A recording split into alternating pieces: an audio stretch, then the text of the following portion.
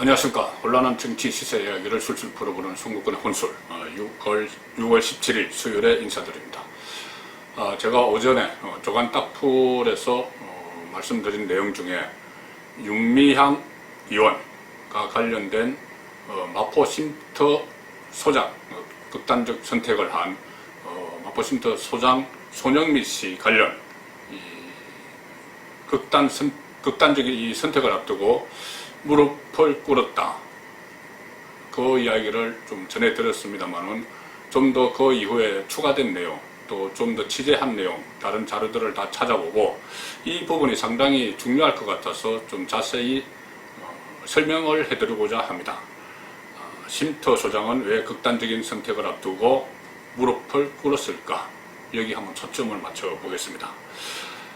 지금 손영미 소장 고인의 사인을 두고는 스스로 목숨을 끊은 그 원인을 두고는 자칫하면 미궁에 빠질 수도 있는 그런 일들이 일어나고 있습니다.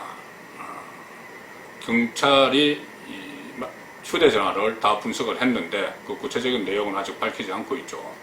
또 검찰도 이 사망사건은 경찰에서 조사를 하고 검찰은 윤미향 씨와 정의연의 회계 부정 사건 같은 것을 조사를 할 텐데 과연 이 사건을 어디까지 파헤칠지 그 부분이 자칫 미궁에 빠질 수도 있다, 그런 생각도 지금 듭니다. 이 최근의 분위기를 보니까.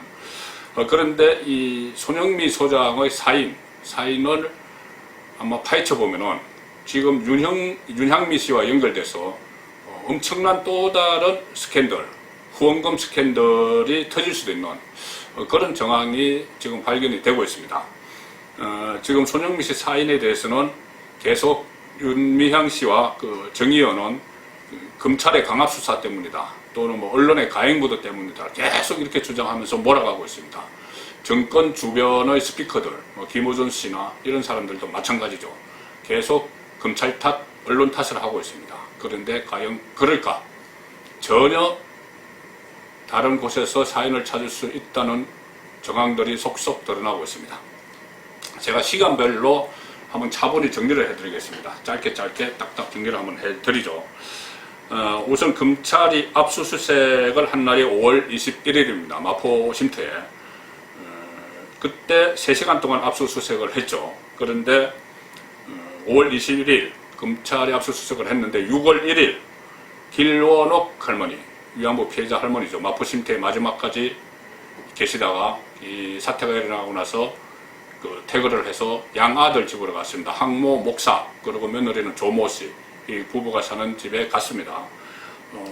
6월 1일 날 길원옥 할머니의 그 입양아들 항모 목사와 부인 조모 씨가 마포 쉼터로 갑니다. 마포 쉼터로 가서 손영미 소장을 만납니다. 왜 만났냐 하면은 손영미 소장이 만나자고 이야기를 한 거죠. 그러면서 손영미 소장이 본인 명의, 손영미 명의로 된 통장 2개를 이 부부에게 건네줍니다. 통장 2개를 갑자기 건네줍니다. 각각 한쪽엔 2천만 원, 한쪽에는 1,000만 원짜리가 든 통장을 건네줍니다. 그러면서 손영미 소장, 고인이죠. 손영미 소장이 그때 이렇게 이야기합니다. 길원옥 할머니가 본인이 사망을 하게 되면은 아들에게 2천만 원을 주고 이 양아들 항모 목사에게 나머지 1,000만 원은 장례비로 쓰라고 하셨다, 이렇게 이야기하면서 내가 이것을 지금 갖고 있으려고 하니 압수수색 때문에 불안하다. 그래서 그러면 할머니가 드리라고 했으니 은행 가자 해서 함께 은행에 가서 3,000만 원을 황 목사 계좌로 넘깁니다. 자, 이렇게 되니 좀 수상한 기운이 있죠. 황 목사 부부 입장에서는 갑자기 그동안 아무 말이 없다가 갑자기 3,000만 원을 주고 이렇게 하는 건 좀 이상했겠죠. 그래서 그날 다시 은행 갔다가 쉼터로 돌아와서 6월 1일 날 조모 씨, 며느리죠. 조모 씨와 손영미 소장이 다시 만납니다. 그때 조모 씨가 아까 그것은 손영미 소장 명의의 통장이고 그 어머니, 그러니까 길원옥 할머니 명의의 통장을 좀 알고 싶다. 도대체 돈이 어떻게 오고 갔길래 그 소장 명의 통장에서 3,000만 원을 가져와서 우리에게 넘겨주느냐. 그렇다면 할머니가 돈을 줬으면 그 할머니의 개인 계좌 내용을 좀 알고 싶다 이렇게 이야기한 거죠. 이렇게 이야기하니까 손영미 소장이 길게 한숨을 내쉬더랍니다. 한숨을 길게 내쉬고 나서 길원옥 할머니 명의 통장 2개를 가지고 왔다고 합니다. 하나는 정부 보조금이 들어오는 농협은행 통장이고 또 하나는 우체국 은행 통장인데 조모씨, 그러니까 길원옥 할머니 며느리 말은 이렇습니다. 그 통장을 보니 살이 떨렸다. 살이 떨렸다. 정부와 서울시에서 매달 달달이 350만 원 정도의 돈이 은행 통장으로 들어왔다. 할머니 명의의 은행 통장으로 매달 350만 원씩이 들어왔다. 그런데 누군가 계좌에서 그 돈을 다 빼갔더라. 할머니가 정부와 단체로부터 지원금을 받은 통장이 매달 350만 원씩 들어왔는데 그 돈이 뭉칫돈이 되면은 400만 원이든 500만 원이든 또 뭐 2천만 원도 한꺼번에 나가고 그렇게 나갔더라는 겁니다. 그러니까는 할머니에게 들어간 건 없었죠. 더구나 통장 관리도 마포 쉼터 소장이 했습니다. 길원옥 할머니는 얼마 들어오는지 모를지도 모릅니다. 그래서 이 며느리가 그런 생각을 했답니다. 진짜 위안부 할머니들을 앵벌이 시켰구나 싶었다. 이렇게 이야기를 합니다. 왜 길원옥 할머니 통장을 손영미 소장이 관리를 했고 정부에서 딱 돈을 주는 그 통장을 그리고 또 정부와 지자체에서 받은 돈이 뭉칫돈이 될 때마다 400만 원, 500만 원, 2천만 원 뭉칫돈이 될 때마다 그 돈을 빼서 다른 계좌로 옮겼는데 누구 계좌로 옮겼을까? 큰 의문이 되는 것이죠. 이것은 중요한 것이 길원옥 할머니뿐이 아니고 다른 위안부 피해자 할머니도 사례가 있을지 또 모르기 때문에 상당히 중요한 이야기입니다. 그래서 같은 의문을 이 항목사 부부도 가졌겠죠. 왜 손영미가 할머니 통장을 관리하고 누구에게 돈이 모일 때마다 이체를 했을까? 그래서 며느리 조모씨가 어머니 돈이 어디로 갔는지 정말 알고 싶다. 그 통장을 보고 나서 막 계좌 이체로 빠져나가시니까는 그렇게 하니까 손영미 소장이 어머니 돈이 어디로 갔는지 알고 싶다. 좀 설명을 해다오 하니까 손영미 소장이 무릎을 꿇었다고 합니다. 대답하는 데서 무릎을 꿇었다고 합니다. 뭔가 이야기를 하려고 했는지도 모르죠. 그런데 그때는 며느리와 손영미 소장만 따로 이야기를 하고 있었는데 남편 황 목사가 아래층에 있다가 커피 이제 그만 가자 해서 그 상황은 끝났죠. 끝났는데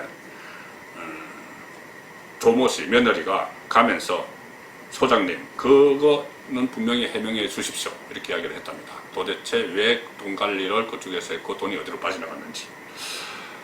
자, 그런데도 다른 말이 없으니까는 이틀 후입니다. 6월 3일 날 그 며느리가 조모씨가 손영미 소장에게 문자 메시지를 발견을 합니다. 금액 사용처, 그러니까 할머니의 계좌 이체 내용, 그것을 제출하는 게 그렇게 어렵느냐, 나에게 주는 것이 어렵느냐, 은행 가면 뭐 수분 만에 다 해준다, 왜 안 해주나, 바르게 하려면 뼈를 깎는 아픔이 있을 수 있다, 이렇게 독촉을 하게 됩니다. 빨리 그 내역을 나에게 다오. 그러니까 그때 손영미 씨는 또 다른 말을 합니다. 뭐라고 했냐면은 문자를 받고 그 며느리에게 전화를 해서 2007년 위안부 배상액 1억 원을 받았는데 그 중에서 5천만 원은 정의원에 기부를 했고 할머니가 기부를 했고 1천만 원은 황 목사 당신들 부부에게 드리지 않았느냐 이렇게 이야기를 했다고 합니다. 그런데 며느리 조 씨는 당시 손영미 소장이 할머니가 드리는 거니까는 그냥 쓰시라 이렇게만 이야기하고 1천만 원을 줬지 그 돈이 배상금인지도 몰랐다는 겁니다. 그러니까 이 1억은 뭐냐면은 그때 2015년에 그 남북 한일 간의 위안부 합의를 하면서 일본 돈 뭐 10억 원을 가져와서 1억 원씩 할머니들에게 준다고 했을 때 안 받은 할머니들을 위해서 국민성금을 모았죠. 국민성금을 모아서 조성된 1억 원씩을 받았는데 그 중에 이제 5천만 원을 정의원에 기부를 했다는 거죠.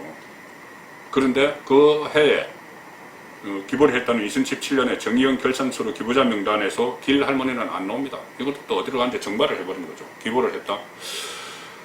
그러니까 이것은 또 위안부 배상액마저도 5천만 원을 기부하는 걸 기록은 할머니가 또 알았을까?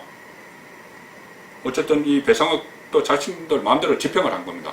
뭐 5천만 원 기부, 근데 서류도 안 남기고 기부하고, 또 그중에 1,000만 원은 뭐 혹시 양아들 부부가 반발할지 모르니까는 그 배상금이다 이야기도 안 하고 그냥 이거 갖다 쓰세요, 할머니가 주는 거예요, 이렇게 툭 던져주고 이렇게 처리를 했던 거죠.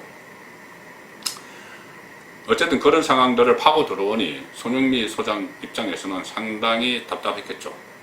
어쨌든 그것 때문인지 몰라도 그 톡 메시지를 받은지, 빨리 내역을 밝히라 메시지를 받은지 사흘 만이죠. 6월 6일 날 손영미 소장은 결국 극단적인 선택을 합니다.